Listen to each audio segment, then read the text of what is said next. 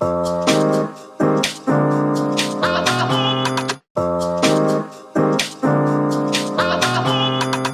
ми се много за начало да очертая някаква оптимистична теория за нашия народ, но понеже не съм Иван Хаджийски, просто ще спомена някои факти. И то факти не от днешния ден, а от преди повече от 100 години, когато България е градила държава от земята, от кълта, от кота нула е правила своята държава. И то ще разгледам един период от 35 години след освобождението, така както сега ние имаме 35 години от освобождение от тоталитарната система. Няма да споменавам Съединението, което ние всички, разбира се, знаем, направено против волята и на освободителите, и на поробителите, и изобщо на всички. Един напълно самостоятелен, суверенен акт на една току-що освободена България. Но искам да спомена и други неща, за да си представим енергията, желанието да се влезе в модерния свят, който са имали българите в ония времена.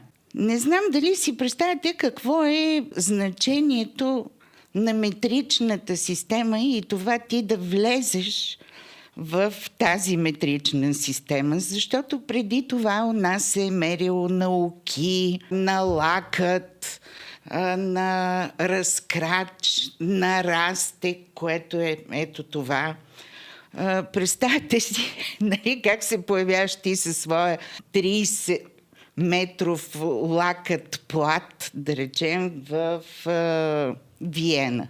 И нашите хора, бидейки току-що излезли от кълта, влизат в метричната система. Това е онова нещо, което ние сме учили град Север, близо до Париж, там където се пазят платино-иридиева смес, 1 килограм, 1 метър.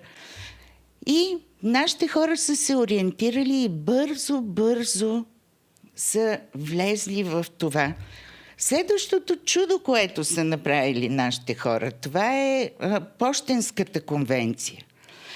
Значи, представете си, ти купуваш една марка тук и тук я плащаш, но това писмо може да отиде до Чикаго, където те нямат нищо общо с твоята марка. Следователно има едно много сериозно дълбинно споразумение между всички страни и България е една от първите, които участва в Пощенската конвенция.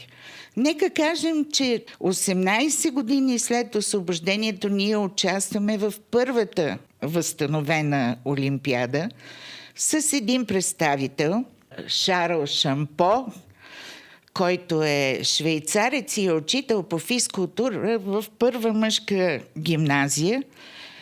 Той е гимнастик. Наистина има много малко държави. Мисля, че бяха 14-15. Той заема 5-то място на прескок на първата Олимпиада.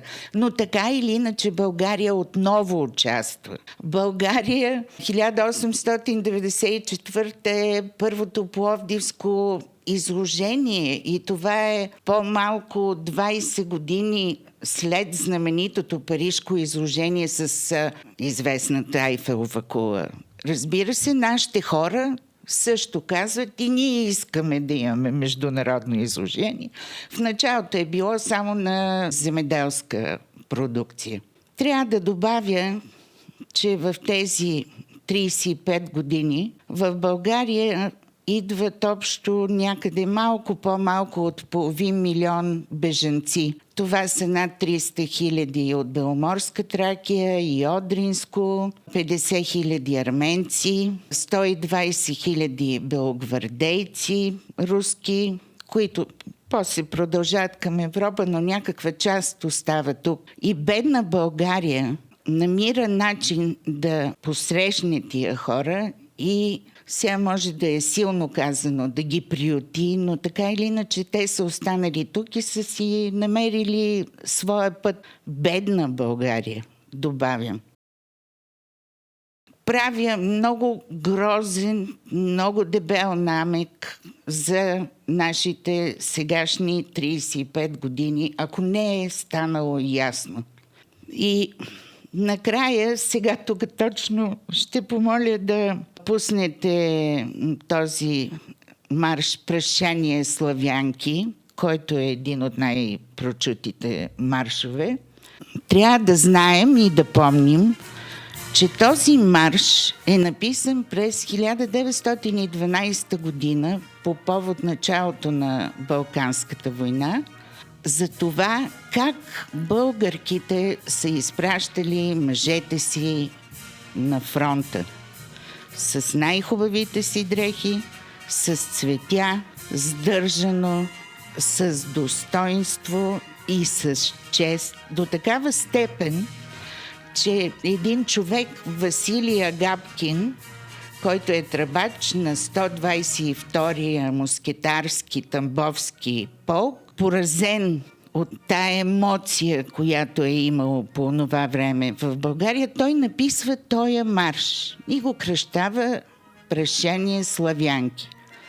Това е марш за българските мъже и българските жени и тяхната воля за нов живот.